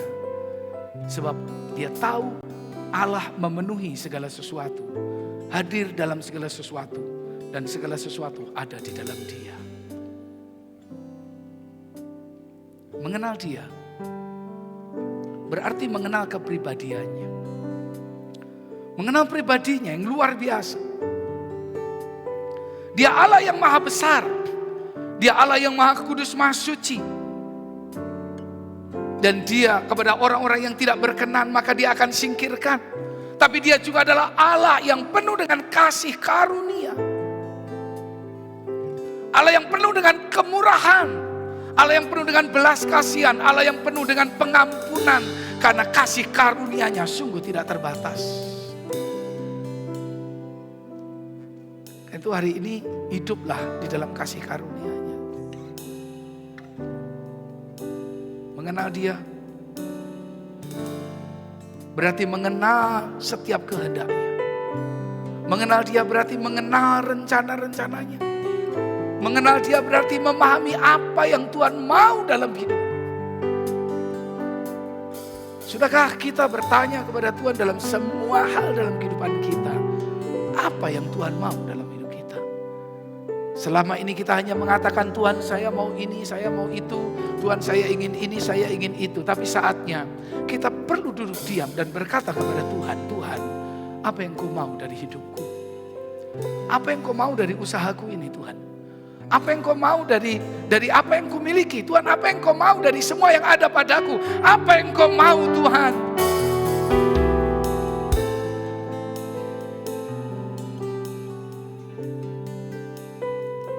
Mari sekali lagi kita naikkan pujian ini. Saya akan berdoa kepada Tuhan. Kita semakin hari semakin mengenal Dia. Dan ku ingin mengenal-Mu Tuhan, lebih dalam dari semua yang ku kenal. Tiada kasih yang melebihimu. Ku ada untuk menjadi penyembah-Mu. Dan ku ingin mengenal, dan ku ingin mengenal-Mu Tuhan, lebih dalam dari semua yang ku kenal. Tiada kasih yang melebihimu. Ku ada untuk menjadi penyembah-Mu. Kita datang kepada Tuhan, kami bersyukur Tuhan untuk firman-Mu hari ini Tuhan. Bahwa kami semakin dekat kepada Tuhan melalui hubungan pribadi, melalui pengalaman-pengalaman hidup bersama dengan Engkau. Biar kami semakin mengenal Tuhan. Bahwa kami semakin hari semakin dekat dengan firman-Mu. Karena melalui firman Tuhan, melalui Alkitab, kami mengenal siapa Engkau Tuhan. Bapa di surga, buat kami semakin hari semakin kagum akan Engkau. Melihat betapa besarnya, dahsyatnya Tuhan dalam kehidupan kami. Engkau jauh ada di luar pikiran kami. Engkau jauh ada di dalam apa yang kami bayangkan Tuhan. Engkau melebihi segala-galanya Tuhan. Dan kami terlalu kecil. Tapi hari ini kami bersyukur. Sekalipun kami terkecil Tuhan. Namun Engkau memandang kami berharga. Dan sehingga oleh karena kasih karunia-Mu, Engkau menyelamatkan kami. Engkau mengampuni kami. Dan Engkau memulihkan keadaan kami. Hamba berdoa anak-anak-Mu hari ini dalam pergumulan dan persoalan. Yakinkan mereka bahwa Tuhan ada dalam hidup mereka. Mereka yang sedang dalam sakit penyakit. Yakinkan Tuhan bahwa Tuhan ada dalam pergumulan mereka dan persoalan mereka. Tuhan, lakukan apa yang Engkau ingin lakukan dalam kehidupan kami. Apa yang Engkau ingin kehendaki dalam dunia, biarlah itu terjadi dalam kehidupan kami. Setiap waktu kami ingin hanya menyenangkan hati-Mu. Di dalam nama Yesus. Haleluya, haleluya. Mari saudara kita persiapkan. Nanti kita masuk di dalam perjamuan Tuhan. Roti dan air anggur yang saudara sudah siapkan. Saudara boleh pegang, dan saudara yang ada di gereja, saudara boleh berdiri di hadirat Tuhan bersama-sama dengan saya. Kita akan datang kepada Tuhan dan merendahkan diri di hadapannya. Haleluya. Saya akan membacakan ayat firman Tuhan ini dan kemudian kita naikkan satu pujian di hadapan Tuhan. Sebab apa yang telah kuteruskan kepadamu telah aku terima dari Tuhan, yaitu bahwa Tuhan Yesus pada malam waktu Ia diserahkan mengambil roti, dan sesudah itu Ia mengucap syukur atasnya. Ia memecah-mecahkannya dan berkata, inilah tubuhku yang diserahkan bagi kamu. Perbuatlah ini menjadi peringatan akan aku. Demikian juga Ia mengambil cawan sesudah makan lalu berkata, cawan ini adalah perjanjian baru yang dimeteraikan oleh darahku. Perbuatlah ini setiap kali kamu meminumnya menjadi peringatan akan aku. Sebab setiap kali kamu makan roti ini dan minum cawan ini, kamu memberitakan kematian Tuhan sampai Ia datang. Jadi barang siapa dengan cara yang tidak layak makan roti atau minum cawan Tuhan, ia berdosa terhadap tubuh dan darah Tuhan. Karena itu tiap-tiap orang hendaklah menguji dirinya sendiri, dan baru sesudah itu ia makan roti dan minum dari cawan itu. Pegang roti di tangan kananmu dan cawan air anggur dikirim. Inilah tubuh dan darah Tuhan bagi kita. Tuhan, kami bersyukur untuk pengorbanan-Mu yang luar biasa. Karena kami manusia yang berdosa, Engkau rela menderita di atas kayu salib. Di Kalvari, Engkau curahkan darah-Mu dan Engkau tebus hidup kami. hari ini di hadapan Tuhan. Kami satu meja dengan Engkau dalam sakramen yang kudus. Kami pegang roti sebagai lambang dari tubuh Tuhan dan cawan air anggur sebagai lambang dari darah Tuhan. Kuduskan dan sucikan Tuhan kedua unsur perjamuan ini. Sertai dengan kuasa-Mu. Sehingga kami yang menerimanya, kalau kami sakit, kami disembuhkan. Amin. Kalau kami lemah, kami akan dikuatkan. Amin. Kami yang dalam kebingungan, kami yang menemukan jalan buntu, Tuhan akan membuka jalan bagi kami ya Tuhan. Bapa di surga, terlebih dari itu, kuduskan, sucikan setiap hati kami. Tilik setiap hati kami. Selidiki hati kami. Jika ada hal yang tidak berkenan di hadapan-Mu, ampunilah kami. Agar kami layak menerima tubuh dan darah Tuhan. Sekarang Bapa, kami datang dengan iman kepada Tuhan.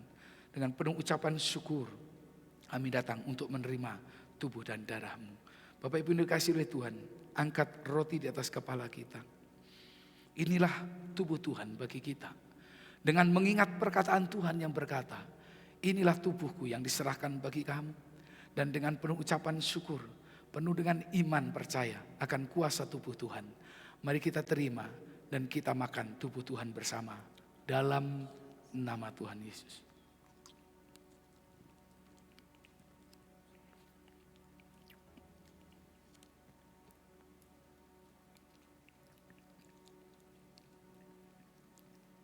Haleluya Yesus. Angkat cawan air anggur dengan tangan kananmu dan angkat di atas kepalamu. Inilah darah Tuhan bagi kita. Dengan mengingat perkataan Tuhan, malam pada waktu ia diserahkan, ia mengambil juga cawan dan ia berkata, inilah darahku, darah perjanjian yang ditumpahkan bagi banyak orang untuk pengampunan dosa. Mari kita terima dengan iman, dengan ucapan syukur, dengan penuh percaya, oleh bilur-bilurnya kita disembuhkan. Kita terima dalam nama Tuhan Yesus. Silakan duduk Bapak Ibu dikasihi Tuhan, tundukkan kepala sejenak dan kita naikkan satu pujian di hadapan Tuhan. Haleluya Yesus. Kasih-Mu yang sungguh besar, kuasa-Mu memulihkan hidup, bilur menyembuhkan sakit. Salib-Mu selamatkanku, kasih-Mu yang sungguh besar, kuasa-Mu memulihkan hidup, bilur-Mu menyembuhkan sakitku. Salib-Mu Tuhan selamatkan, kasih-Mu, kasih-Mu yang sungguh besar, kuasa-Mu memulihkan hidupku, bilur-Mu menyembuhkan sakitku. Salib-Mu Tuhan selamatkanku. Bapak Ibu saudara yang dikasihi dalam Tuhan, saya akan berdoa buat saudara yang sakit hari ini. Saya yakin dan percaya kuasa bilurnya, kuasa darahnya sanggup menyembuhkan kita. Mungkin ada yang sedang terbaring sakit. Saudara boleh angkat tanganmu, saudara yang di rumah, engkau yang sakit, angkat tanganmu kepada Tuhan. Tuhan mengingatkan kepada saya, saya tidak tahu seorang ibu atau seorang bapak, mungkin seorang ibu. Ada di antara kita, mungkin ada yang hadir di kebaktian di ini, atau mungkin ada di rumah. Saudara sedang sakit di bagian perut, kalau nggak salah itu sebelah kiri. Kalau itu saudara, taruh tangan kirimu di perut itu, di bagian sakit itu, dan angkat tanganmu kepada Tuhan. Mungkin itu ada di rumah, atau mungkin ada di gereja.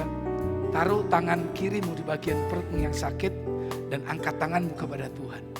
Dan sekarang saya berdoa dalam nama Yesus. Tuhan, Engkau gak pernah salah.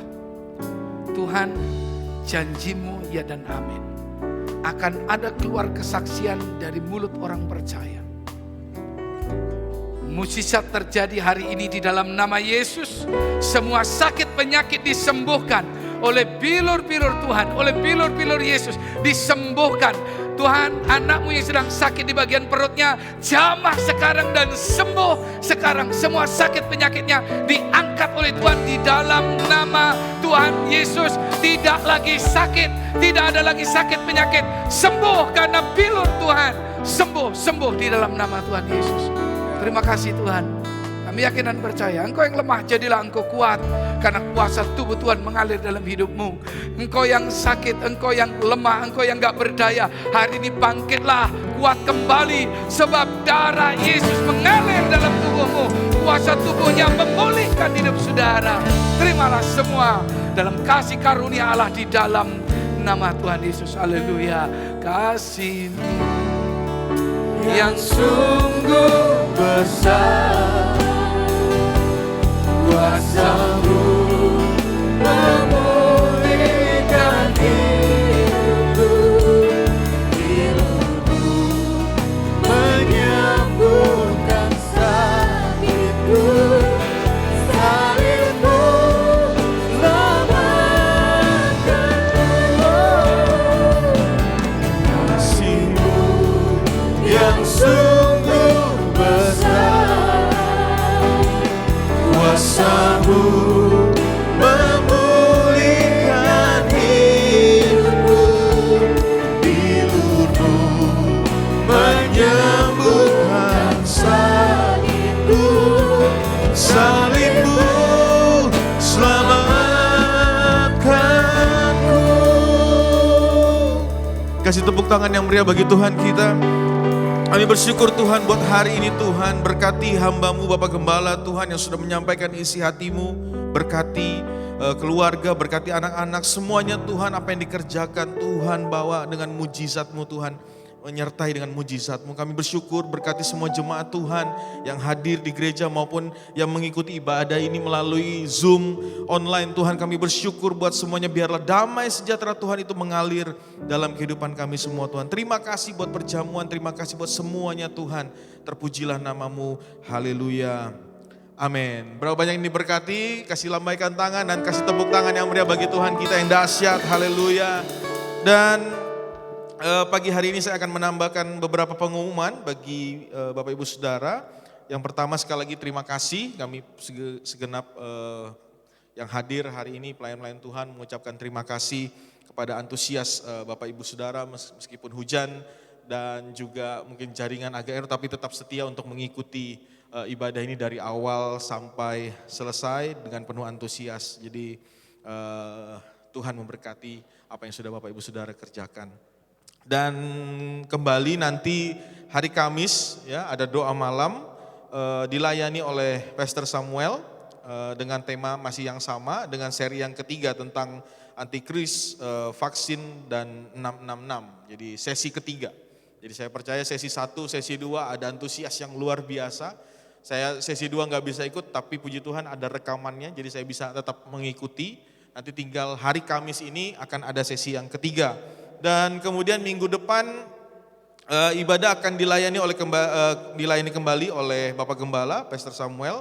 Jadi Bapak Ibu Saudara jangan lupa untuk bisa mendaftar, bisa menghubungi Pastor Marino atau menghubungi saya. Kemudian nanti sore jam 5, nah ini tidak kalah penting juga nih, nanti sore jam 5 sore akan diadakan Harnas Sekolah Minggu melalui Zoom. Dengan acara kenaikan kelas dan pengumuman pemenang lomba. Jadi jangan lupa untuk ajak anak-anak kita semua untuk bisa ikut ibadah di Zoom online. Terima kasih, itu saja. Tuhan Yesus memberkati.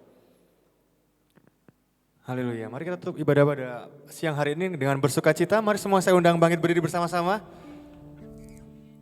Sekalipun kita nggak bisa melihat kanan kiri, tetap kita bersama-sama bersuka cita bertepuk tangan. Amin. Kita nggak bisa nunjukin senyum kita nih karena pakai masker.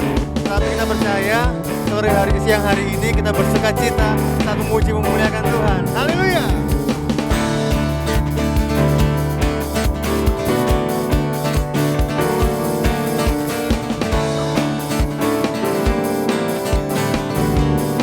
bersama-sama katakan hari ini harinya Tuhan. Hari ini harinya Tuhan. Mari kita bersukaria. Hari ini harinya Tuhan. Mari kita bersukaria. Bersuka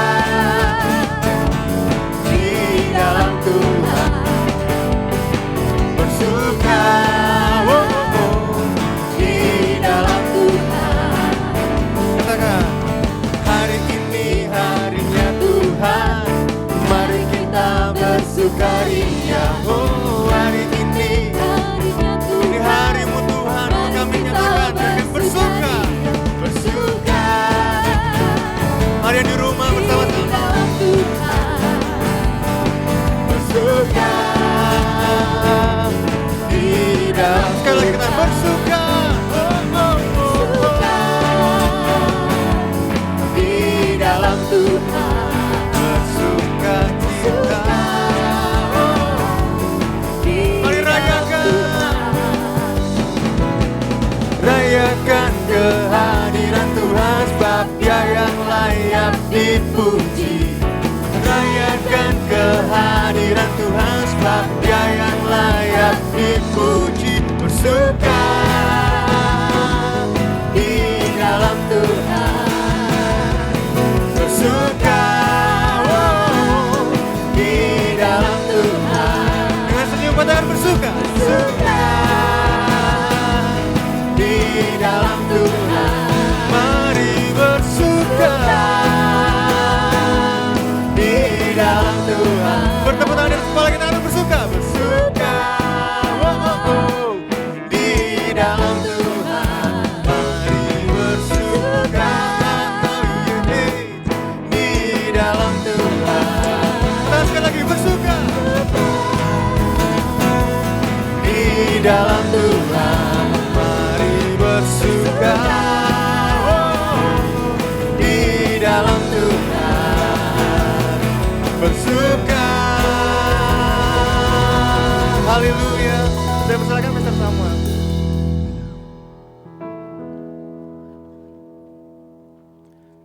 Mari kita berdoa bersama-sama untuk mengakhiri ibadah kita pada pagi hari ini. Bapa di surga, kami bersyukur kepada Tuhan dan akhirnya segala hormat, pujian, kemuliaan, syukur, keagungan, kebesaran kami kembalikan kepada Allah di surga. Biar kiranya Engkau berkenan atas ibadah kami ya Tuhan, sempurnakan ibadah kami. Biarlah ibadah kami boleh menjadi ibadah yang menyenangkan hati Tuhan. Bapa memberkati semua pelayan-pelayan Tuhan yang sudah melayani hari ini. Tuhan, biarlah apa yang mereka kerjakan diberkati oleh Allah. Apa yang mereka kerjakan dengan jerih lelah mereka tidak akan pernah sia-sia. Tuhan memberkati kehidupan mereka. Semua pelayan-pelayan Tuhan, baik yang melayani di atas mimbar, para tim multimedia yang terlihat maupun yang tidak terlihat, Tuhan memberkati semuanya. Jemaat Tuhan, seluruh jemaat Tuhan sudah hadir, baik yang hadir di dalam rumah Tuhan di gedung gereja ini, maupun Tuhan yang mengikuti dari rumah-rumah melalui Zoom. Allah memberkati kami semuanya. Tuhan, kami serahkan seluruh kehidupan kami dalam tangan pimpinan-Mu 1 minggu ke depan, bahkan seluruh sisa hidup kami. Tuhan yang pimpin, Tuhan yang tolong kami, buat kami semakin mengenal Tuhan, dan kami hidup dalam pimpinan-Mu ya Tuhan. Bapa di surga, berkati semua usaha pekerjaan dari umat Tuhan, berkati Tuhan dari semua usaha-usaha mereka, dari semua sekolah, kuliah mereka, keluarga, rumah tangga, kesehatan mereka, semua diberkati dalam pemeliharaan Tuhan, dalam tuntunan Tuhan.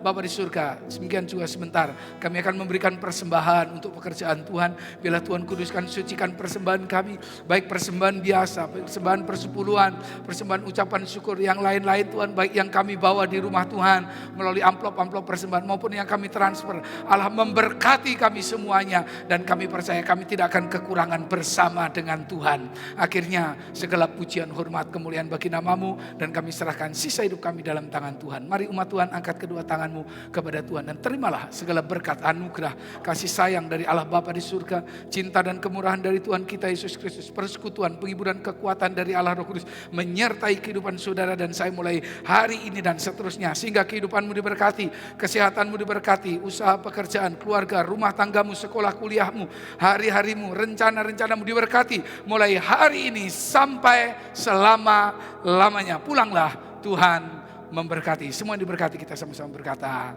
amin. Puji Tuhan, ibadah kita selesai. Selamat hari Minggu, Tuhan memberkati. Baik, sebelum pulang dapat duduk terlebih dahulu. karena kita akan pulang akan bergantian. Silakan Bapak Denny.